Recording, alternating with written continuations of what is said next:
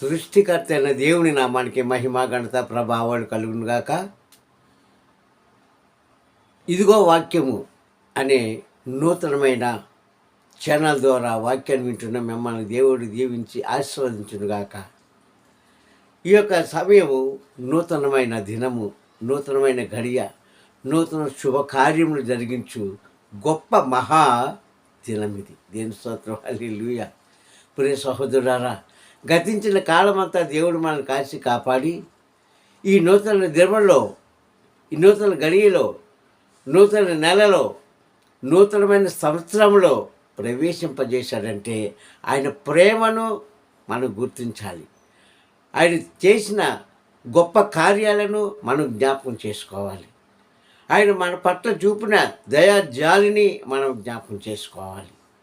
ఈ యొక్క సమయంలో దేవుడు మీ కుటుంబాలలో, మీ సంఘాల్లో, మీ సమాజంలో, మీరున్న ప్రాంతాలలో, మీరున్న రాష్ట్ర దేశాలలో బహుగా మిమ్మల్ని అందరినీ కూడా నూతనమైన వాత్సల్యంతో, నూతనమైన సుబుద్ధితో, నూతనమైన దీవెనలతో నింపబడునుగాక. ఆమేన్. పరమ తండ్రికి బహుగా మనము వందన సమర్పణ చేయాలి.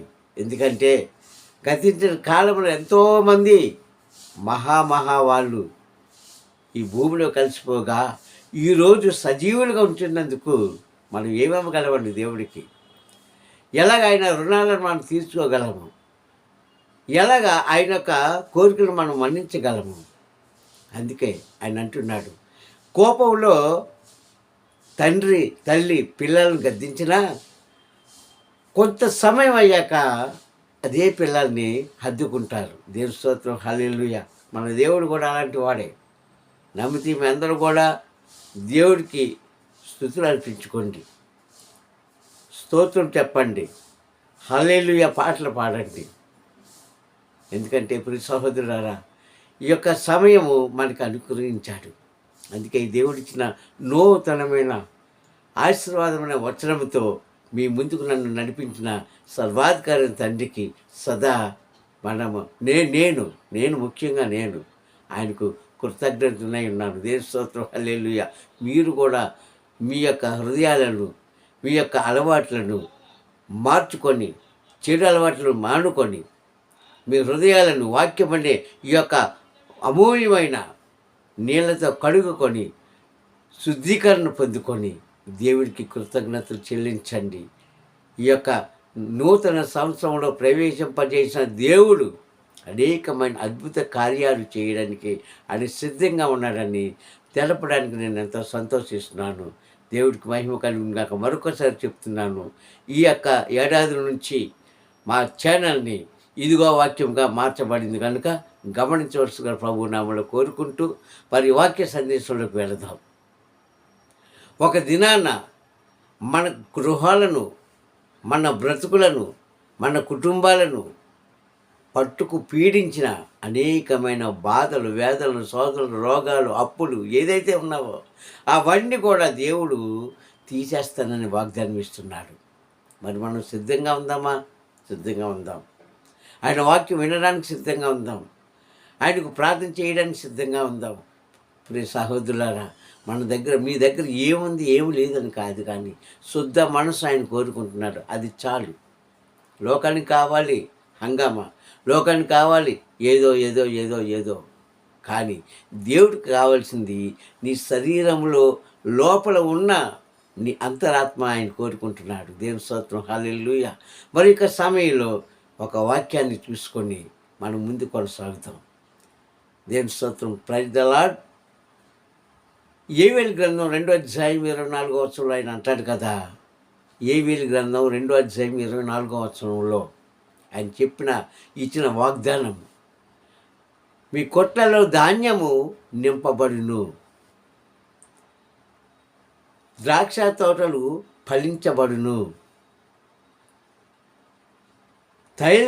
తైలము నూతనమైన తైలము గానుగుల పైనుంచి పారును అని ఆయన అభయమిస్తూ మిమ్మల్ని పట్టి పీడిస్తున్న పసరు పురుగులను గొంగళి పురుగులను, మిడతలను, చీడ పురుగులను నేను తీసివేసేస్తున్నాను. మీకు నూతనమైన స్వభావమును, నూతనమైన జీవితాన్ని, నూతనమైన అద్భుతమైన కార్యాలను మీ మధ్య చేయడానికి నేను సిద్ధంగా ఉన్నాను. ఇదిగో నేను ఇస్తున్నాను అని ఈ యొక్క సమయంలో దేవుడు మనల్ని అందరూ కూడా ఆశీర్వదిస్తున్నారు. దేవుని స్తోత్రం, హల్లెలూయా. ఇంతవరకు కరువు కాటకాల్లో, ఇంతవరకు బలహీనంగా, ఇంతవరకు అప్పుల్లో, ఇంతవరకు ఏదో బలహీనంలో మనం పడి ఉన్నాం. కానీ నమ్మండి, దేవుడిచ్చిన వాగ్దానం నమ్మితే ఖచ్చితంగా ఈ నూతన సంవత్సరము నూతన కార్యాలు మీ గృహంలో జరుగును గాక అని అంటున్నాడు. నూతనమైన కార్యాలు చేయడానికి నేను సిద్ధంగా ఉన్నాను. ఇదిగో మిమ్మల్ని పట్టి పీడిస్తున్న గొంగళి పురుగులను, పసర పురుగులను, మిడతలను, చీడ పురుగులు అంటే ఏంటో తెలుసా? ఇంటికి పట్టే సెద. అన్ని పురుగులు పోతాయి, కానీ చెద పట్టిందంటే ఇంకంతే సంగతులు. అలాంటి దాన్ని కూడా దేవుడు అంటున్నాడు, మీ మధ్య నుంచి తీసేస్తాను. మీరు కరువుతో ఉన్న మీకు ఆ కొట్లను ధాన్యంతో నింపుతాను. మీరు నూతనమైన ద్రాక్షరసం త్రాగడానికి ద్రాక్ష తోటలకు నేను అభయమిస్తాను, ఆజ్ఞాయిస్తాను. నీ ఇంట్లో నూతనమైన తైలం పొందుకోవడానికి నేను ఆ ఒలివ చెట్లకు, అంజూరపు చెట్లకు నేను ఆజ్ఞాయిస్తాను అంటున్నాడు. దేవుని స్తోత్రం, హల్లెలూయా. ఎందుకంటే కనికర సంపన్నుడండి. మనం చేసిన పాపాలకో దోషాలకో దేవుడు మన మీద కోపగించుకున్నాడు. కొంతకాలం మనం విడిచిపెట్టేశాడు. అయినప్పటికీ ఆయన అంటున్నాడు, ఇదిగో మీరు నా ప్రజలై ఉన్నారు. ఆయన చెప్పుకుంటున్నాడు, మీరు నా ప్రజలై ఉన్నారు, నేను మీకు దేవుడై ఉన్నాను అంటున్నాడు. ఎప్పుడైనా నీ జీవితంలో ప్రియ సహోదరుడు ఈ మాట వింటున్న మీరు, నా దేవుడు నా యేసయ్యా, నేను నమ్ముకున్న దేవుడు నా తండ్రి అని ఏ రోజైనా నువ్వు మనస్ఫూర్తిగా ఆయనకు ప్రార్థన చేస్తావా? చేస్తే ధన్యురాలువే. కనుక ఈ వాక్యం బోధించే బోధన ఏమిటంటే నూతనమైన స్వభావాన్ని, నూతనమైన ఆశీర్వాదాన్ని ఇదిగో నీ ఇంటికి పంపిస్తున్నాను అంటున్నాడు. అది ఎందుకు కావాలంటే మనలో ఉన్న గత కాలంలో ఉన్న చెడు వ్యసనాలను, మరలా చెప్తున్నా, చెడు వ్యసనాలను, చెడు అలవాట్లను, చెడు తలంపులను, చెడు ఉద్దేశాలను ఏదైతే ఉందో అవన్నీ విడిచిపెట్టుకో ప్రియ క్రైస్తవుడా. చిన్నవారు పెద్దవారిని తేడా లేదండి.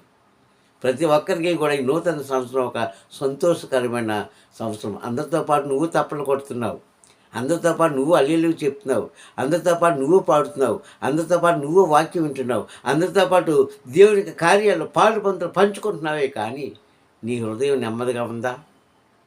నీ హృదయాన్ని నెమ్మదిపరచుకోగలుగుతున్నావా? నీ హృదయంలో నిజంగా సంతోషపడగలుగుతున్నావా? ఆ కాసేపు కాదు. కానీ ప్రభు అంటున్నాడు, మీరు నా మాట వినినల్లా ఇదిగో నేను శాశ్వతమైన సంతోషాన్ని మీకు ఇస్తానని అభయమిస్తున్నాను ఈ ఉదయకాల సమయంలో. ప్రియ సహోదరులారా, ఎందుకంటే 11వ అధ్యాయం ద్వితీయోపదేశకాండం 12వ వచనంలో ఆయన మాట్లాడాడు. తండ్రి అని యెహోవా ఏమంటున్నాడు అక్కడ? 11వ అధ్యాయం ద్వితీయోపదేశకాండం 12వ అధ్యాయం. అది మీ దేవుడని యెహోవా లక్ష్యపెట్టి దేశము. సంవత్సరం మొదలుకొని సంవత్సరాంతం వరకు కూడా ఆయన కళ్ళు దృష్టి ఆ ప్రాంతం మీద, ఆ దేశం మీద ఉంటుంది. దేశం అంటే ఏంటి? భారతదేశమో, అమెరికా దేశమో, లండనో ఇది కాదండి. నీ కుటుంబం. దేవుని స్తోత్రం, హల్లెలూయా. నీ కుటుంబం మీద ఆయన కనుచూపు పడింది. ఆయన కనుచూపు పడిన ప్రతి ఒక్కరు కూడా దీవించబడతారు ఆయన మాట వింటే. ఆయన కనుచూపు పడిన ప్రతి ప్రాంతం దీవించబడుతుంది ఆయన మార్గంలో నడిస్తే. కనుచూపు పడింది, దీవించబడ్డాడు. లోకసువార్త 19వ అధ్యాయము, లోకసువార్త 19వ అధ్యాయము. అక్కడ జక్కి అనే ఒక పొట్టివాడు మనకు కనిపిస్తాడు. ఆ వ్యక్తి ఎలాంటి వాడో, ఆ జీవితం ఎలాంటిదో మనకు తెలుసు. ఎలా జీవించేవాడో. అతని పేరేంటి? జక్కయ్య. అతనికి ఉన్న మరో పేరేంటి? సుంకరి. మరి జనం పెట్టిన పేరేంటి? పాపిష్టి మనుషుడు. కానీ క్రీస్తు పెట్టిన పేరేంటో తెలుసా? ఇతను కూడా అబ్రాహాం కుమారుడే. దేవుని స్తోత్రం, హల్లెలూయా. అక్కడ అంటాడు, అబ్రాహము, జకియా చెట్టు దిగురా, నేడు నీ ఇంటికి రక్షణ వచ్చింది. ఓ క్రైస్తవుడా, ఈ మాటలు వింటున్న నీ ఇంటికి, నీ హృదయానికి రక్షణ వచ్చిందా నిజంగా? రక్షణ వస్తే ఇదిగో ఈ నూతన సంవత్సరం అంతా కూడా నువ్వు ప్రతిఫలాలే పొందుకుంటావు. అపజయమే నీకుండదు అని నేను చెప్పట్లేదు. నా చేతిలో ఉన్న నేను చదువుతున్న దేవుడి వాక్యం మాట్లాడుతుంది ఉదయకాల సమయంలో. అపజయం అనేది ఉండదు. కొన్ని అవాంతరాలు రావచ్చు, కొన్ని కష్టాలు రావచ్చు, కొంత ఆర్థిక సమస్య రావచ్చు. అది శాశ్వతంగా ఉంచడంటున్నాడు దేవుడు ఎప్పుడు ఆయన మార్గంలోకి వచ్చినప్పుడు. జక్కే చెట్టు దిగురా, ఇదిగో నీ ఇంటికి రక్షణ వచ్చింది. వచ్చాడు, చూశాడు. ఆయన ఏం అడగకుండానే ఆయన చేసిన తప్పులన్నీ ఒప్పుకున్నాడు. వెంటనే ఏం చేశాడంటే ఆయన తన పాపాన్ని విడిచిపెట్టుకున్నాడు, తన దోషాలను ఒప్పుకున్నాడు. ఈరోజు నువ్వు పాపాన్ని విడిచిపెట్టుకొని నువ్వెవరి పట్ల అయితే దోషం చేసావో, ఎవరి పట్ల అయితే లేనిపోయిన మాటలు చెప్పావో, ఎవరినైతే హింసించావో, ఎవరినైతే నువ్వు దోసుకున్నావో, ఎవరినైతే నువ్వు ఇష్టానుసారంగా మాట్లాడావో, ఈ నూతన సంవత్సరంలో అవన్నీ విడిచిపెట్టుకుంటే ఓ క్రైస్తవుడా రాబోతున్న దినాలు అంతా శుభమే. నేను బ్రతుకు దినమంతా కూడా కృపాక్షేమములైన వెంట వచ్చినట్టు దావీదు గర్వంగా. నువ్వు చెప్పగలుగుతున్నావు ఈరోజు? 23వ అధ్యాయం సంకీర్తనలో చివరి మాట, చిరకాలం నేను యెహోవా మందిరంలో నివాసం చేస్తాను, నా బ్రతుకు దినమంతా కూడా కృపాక్షేమములైన వెంట వచ్చిన అన్నాడే. మరి మనకొద్దా కృపాక్షేమములు కావాలి. కానీ నీవు పాత అలవాట్లు మాడుకో, పాత స్వభావం మార్చుకో. ఏదైతే దేవుడికి ఇష్టం లేదు ఇంకా ఇంకా ఇంకా ఇంకా నీలో ఉన్నాయో ఈ క్షణమే విడిచిపెట్టుకో క్రైస్తవుడా. నీవు నూతన పరచబడతావు, నూతనమైన దినములకు చేస్తాడు దేవుడు అంటున్నాడు. చీడ పురుగులను నేను తీసివేస్తాను, మిడతలను నేను తీసివేస్తాను, గొంగళి పురుగులను నేను తీసివేస్తాను, పసరు పురుగులను తీసివేస్తాను. మిమ్మల్ని మీ దేశాన్ని అనగా నీ కుటుంబాన్ని, నీ ఉంటున్న ప్రాంతాలని నేను స్వస్థపరుస్తాను, నూతనమైన కార్యాలు చేస్తానని ఆనాడు ప్రవక్తని ఏవేలికి చెప్పినా ఇచ్చిన వాగ్దానం ఇదిగో ఈరోజు నీకు నాకు అందరికీ ఇస్తున్నాడు. ఆ వాగ్దానం మనం పొందుకుందాం, దేవుని ఆరాధిద్దాం. ఓ క్రైస్తవుడా, ఇప్పటికైనా సరే నీ పాత అలవాట్లన్నీ మానుకోవయ్యా. నీకున్న ప్రతి బలహీనత కూడా పోవాలంటే నీలో ఉన్న బలహీనతను బయట తీసేయి. మానవునికి కోపం సహజం, అసూయ సహజం, అహంకారము సహజం. కానీ దేవుడికి మూడే ఇష్టం లేదు. కానీ కోపపడు, అసూయపడు, అహంకరించు. కానీ ఎవరిలోని తెలుసా? అతిశయించడం అంటే అహంకరించుట, గర్వంగా ఉండుట. 20 సంకీర్తనలు అంటాడు 8వ వచనంలో, కొందరు గుర్రముల చేతను కొందరు రథముల చేతను అతిశయించబడతారు, మనమైతే మన దేవుడిని యెహోవాను బట్టి అతిశయిద్దామంటాడు. అతిశయం అంటే గర్వించడం. ఎందుకంటే దేవుడు గెలుచుకోవాలి, దేవుడితో నీ ఉండాలి, దేవుని యొక్క మాటలు వినాలి. అప్పుడు నీ కుటుంబాన్ని చూడవయ్యా. ఒకసారి ఆకలి పుట్టవచ్చు, ఒకసారి బలహీనత రావచ్చు, ఒకసారి ఆర్థిక స్థితిలోకి రావచ్చు, ఒకసారి అప్పులోకి పడవచ్చు. కానీ దేవుడు సదా నిన్ను అందులో ఉంచనంటున్నాడు. అది దేవుడిచ్చిన వాగ్దానం. ఈ నూతన సంవత్సరంలో, నూతన నెలలో, నూతన దినంలో ఓ క్రైస్తవులారా, ఓ ప్రియ సహోదరులారా, ఇదిగో వాక్యం అనేక నూతనమైన ఈ ఛానల్ ద్వారా వాక్యం వింటున్న వాళ్ళారా గమనించుకోండి. ఇక్కడి నుంచైనా సరే మీరు పాత అలవాట్లు మానుకొని దేవుని వద్దకు వస్తారంటున్నాడు.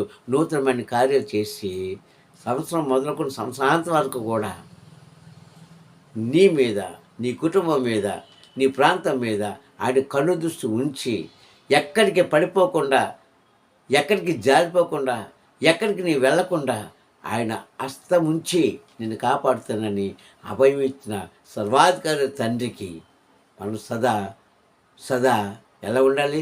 గరిష్టంగా ఉందామా? సదా గుణము కలిగి అణిగిమణిగి ఉండాలని ప్రభునామని నేను కోరుకుంటున్నాను. వినయ మనసు కలిగి జీవించాలి. గర్వించు, దేవుని గెలుచుకుంటే గర్వించు, వాక్యంలో గర్వించు, దేవుని యొక్క కార్యాల్లో. చాలామంది చూడండి చక్కగా పాటలు పాడేవారు అనుకుంటారు, నా అంత మించిన గాయకుడు లేడు అనుకుంటారు. తప్పు. అది దేవునికి ఇస్తేనే వస్తుంది.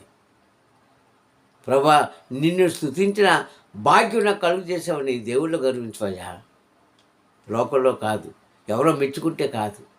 అలాగే దేవుని వాక్యం బోధిస్తున్నావు ఎవరైనా సరే, ప్రభా నాకు ఈ అవకాశం ఇచ్చావని దేవుళ్ళు గర్వించు. లోకంలో కాదు. అట్టి వారి మీద దేవుడు సదా ఆయన కళ్ళు దృష్టి ఉంచునుగాక. ఆయన యొక్క ఆశీర్వాదంతో వారిని, వారి కుటుంబాలను, వారి ప్రాంతాలని బహుగా ఫలింపజేయునుగాక. ప్రార్థన చేసుకుందామండి. ఎందుకంటే దేవుడు చక్కటి వాగ్దానం ఇచ్చాడు ఈ ఉదయకాల సమయంలో. ఆయనకు కృతజ్ఞతగా ఏమి ఇవ్వగలము? ఒక చిన్న ప్రార్థన తప్ప. మరొకసారి చెప్తున్నాను, మీకంటే లేని వారి కోసం ప్రార్థన చేయండి, దేవుడు ఆశీర్వదిస్తాడు. మీకంటే లేని వారి కోసం ప్రయాసపడండి, దేవుడు ఆశీర్వదిస్తాడు. నీకున్న దాంట్లో లేని వారికి పెట్టండి, దేవుడు ఆశీర్వదిస్తాడు. ఇవన్నీ కూడా నీ కుటుంబంలో మేలు కలగడానికి దేవుడిచ్చిన గొప్ప అవకాశాలు. మనకు మనం తినడం, మనకు మనం త్రాగడం, మనకు మనం ధరించుకోవడం కాదు. ప్రతి సహోదరులారా, మనకంటే లేని వారికి దానం చేయడం, మనకంటే లేని వారికి పెట్టడం, మనకంటే లేని వారికి నీ యొక్క ఏదైతే నువ్వు ఇవ్వాలనుకుంటున్నావో అది క్రీస్తు నామంలో వారికి అందజేయడము దేవుడికి ఇష్టము. ప్రార్థన చేసుకుందాం. కనికర సంపన్నుడా, దయగల తండ్రి, దయామూర్తి, ప్రేమమూర్తి, నీకే స్తోత్రములు. ఇదిగోనైనా గతింత సంవత్సరం అంతా తండ్రి నాన్న నీ సజీవనం రెక్కల కింద మమ్మల్ని భద్రపరిచి, ఇదిగో తండ్రి నూతన సంవత్సరము, నూతన నెల, నూతన దినము, నూతన గడియ బాగా దయచేసావు అన్నప్పుడు. ఇదిగో తండ్రి నీవు ఇచ్చిన తండ్రి వాగ్దానం ప్రకారంగా మా జీవితంలో ఏదైతే తండ్రి చేస్తే మేము పోగొట్టుకున్నామో తిరిగి ఇస్తానని వాగ్దానం ఇచ్చిన దేవా, నీవు మాట తప్పేవాడు కాదు కనుక అయ్యా, మేము తండ్రి జారిపోకుండా, పడిపోకుండా, అహంకారంగా ఉండకుండా అయ్యా నీలో మేము శుద్ధీకరణ పొంది అయ్యా తండ్రి ఇక్కడి నుంచి అయినా మా జీవితాలు బాగుపడడానికి, సరి చేసుకోవడానికి శుద్ధ మనసుకు మాకు కలుగు చేసి మహిమ పొందుకుంటామని అయ్యా రాబోతున్న దినాల్లో తండ్రి యేసయ్యా జరగవలసిన కార్యమంతా కొన్ని చేతికి అప్పగించుకుంటూ ఇదిగో తండ్రి ఈ దినము, ఈ క్షణము తండ్రి మమ్మల్ని ఉంచినందుకు నీకు మరొకసారి స్తుతిగానం చేస్తూ కృతజ్ఞతలు చెల్లిస్తూ సర్వాధికారి తండ్రి నామంలో ఈ ప్రార్థనలు తన కుమారుడైన క్రీస్తు కృపలో ఈ యొక్క ప్రార్థనలు సమర్పించుకుంటున్న పరం తండ్రి. ఆమేన్, ఆమేన్, ఆమేన్. అందరూ మరొకసారి ప్రభునామములో వందనాలు.